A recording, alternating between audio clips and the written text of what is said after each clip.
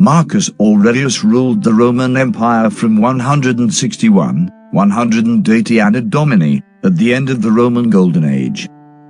During his rule, the world would suffer one of history's worst plagues, and the unruliness and distress accompanied by such devastation. Marcus is one of my favorite philosophers and authors. I'm currently reading his book Meditations. Marcus is writing these meditations in his camp from the freezing front lines during the Roman Empire 12-year-long war against Germanic tribes in the region north of the Danube River. More than so, most of his 14 children were now dead. The plague had taken almost half the population in the Roman Empire. Still, he manages to write one of history's most influential Stoic texts. This is saying a lot about his unruly Stoic character, as the Stoics are bound to rational thought and should be in control of one's emotions. With his situation and time in mind, I find his words heavy with gravitas. Have in mind that Marcus is writing these meditations to himself. Every hour of every day give vigorous attention as a Roman and as a man, to the performance of the task in hand with precise analysis, with unaffected dignity, with human sympathy, with dispassionate justice, and to vacating your mind from all its other thoughts. And you will achieve this vacation if you perform each action as if it were the last of your life. Freed, that is, from all lack of aim, from all passion-led deviation from the ordinance of reason, from pretense, from love to oneself, from dissatisfaction with what fate has dealt you. You see how few things a man needs to master for the settled flow of a God-fearing life. The gods themselves ask nothing more of one who keeps these observances. I think Marcus shows a deep understanding of what it means to be giving each moment and matter one's finest attention, and an understanding of the importance of doing so with dignity and humanitarian values in mind. He also gives an interesting tool into how one should look at each moment as one's last.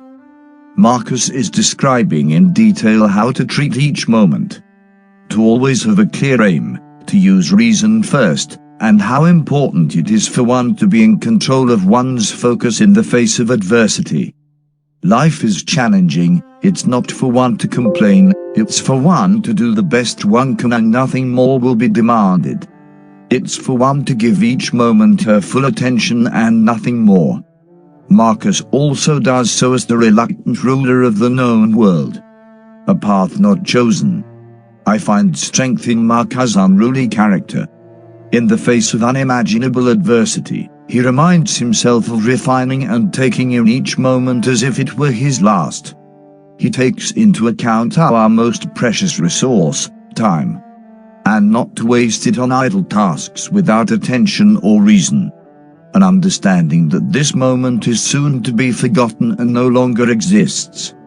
The easiest way of extending one's life would surely be to expand upon each moment with full clarity and attention, rather making one's life longer by adding experience in any given time, not by adding time itself. This is something I think we all could get more attentive to within our rapidly changing time. With attention getting less lucid, more easily distracted. Attention a commodity no longer yours? Remember, this is to be considered my humble opinion. If you care for more of my thoughts, I would be happy to welcome you among my followers. I intend to happily answer all comments and such. I relish all thoughts and ideas added to the conversation. I hope to see you around. Deep down we all know that there is more we could do and be. Indeed, most remorse comes from knowing that we could have handled a particular situation better than we did. We flip out on our kids over something minimal and then torment ourselves with guilt over it for days after. We have a deadline for a project due at school and we procrastinate on it until we have no choice but to pull an all-nighter, feeling nothing but anxiety the whole time we're getting it done. None of this is new. Humans have been putting off things they need to do, obsessing over things outside their control, and giving in to counterproductive emotions for literally thousands of years. Around this time of year, many of us also tend to become more reflective.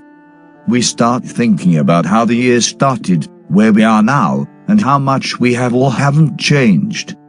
We reflect on what we could have done better, how we treated others, and the things we left undone. Because of this, we make resolutions. We say that starting next year we're going to stop smoking or start working out. The new year starts, and then inevitably, at the first sign of difficulty, we cave in and resort to our old ways. We light that cigarette, we lash out at our spouse, and continue to endure the negative emotions associated with disappointing ourselves. This isn't to say that keeping any of these resolutions is easy.